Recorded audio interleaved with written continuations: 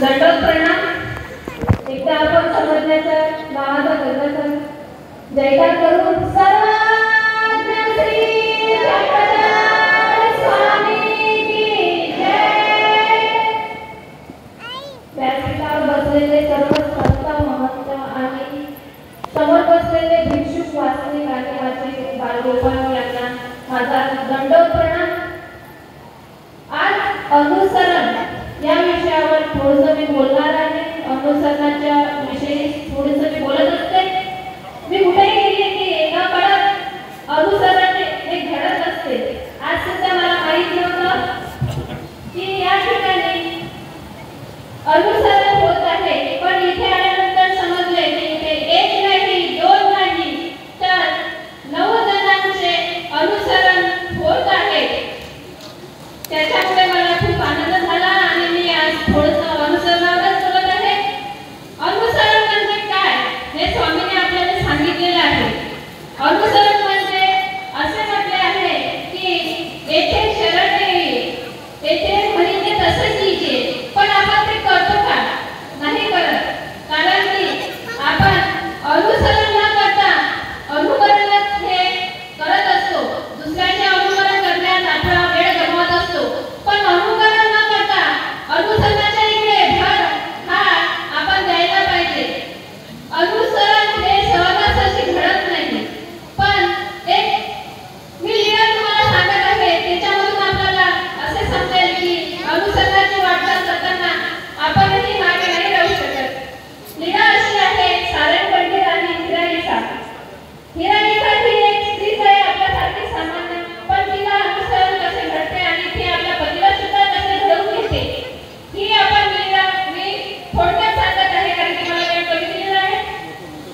हिराईसा आणि सारंग पंडित हे दोघे पती पत्नी असतात आणि ते दोघे एकमेकांसोबत चर्चा करतात की हिराईसा म्हणते की आज सर्वांना म्हणजे भिक्षुक मंडळींना आपल्या घरी जेवायला बोलवते।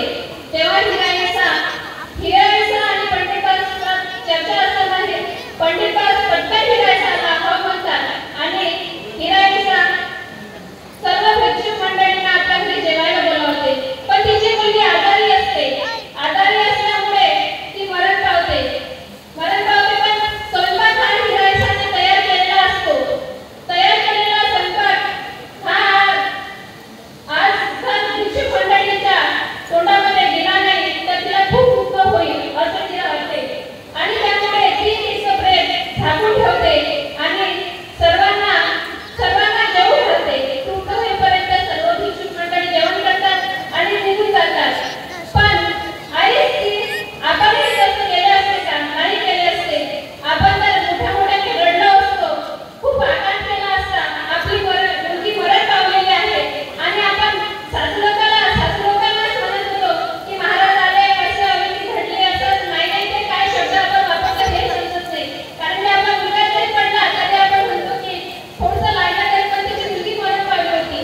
पण तिने तो विचार केला नाही आणि सर्व भिक्षुक लोकांना जीव घातले। पण ते गेल्यानंतर त्याचा मुलगा भोगून आला आणि ती मोठ्याने अशी घडू लागली। कारण की एक स्त्री हे असते की ते मातृत्वाचं ओझं झेलू शकत असते, पण तिचा जर लेकरू जर गेला तर ती काहीही करू शकत नसते। त्याच्यामुळे ती एक स्त्री असल्यामुळे तिचं मातृत्व जागलं आणि ते रडू लागली। रडल्यामुळे तिचे जे अश्रू होते ते तिने थांबून ठेवले आणि लगेच तिने ते पेटाला झाकून ठेवल्यामुळे बाकीचे जे भिक्षुक होते त्यांना सांगितले नाही, काही बोलली नाही आणि नंतर असे घडले ती म्हणाली की मला या संसारामध्ये रममाण झालेले मन आता लागत नाही।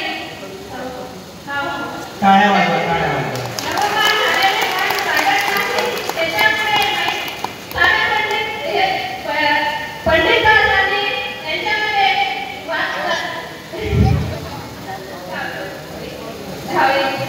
तर ते असं घडल्यामुळे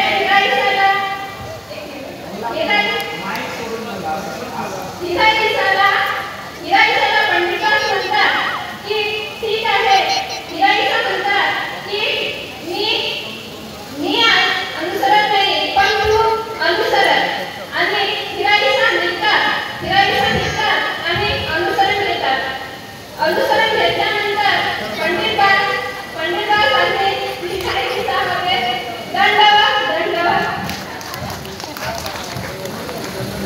गोदावरी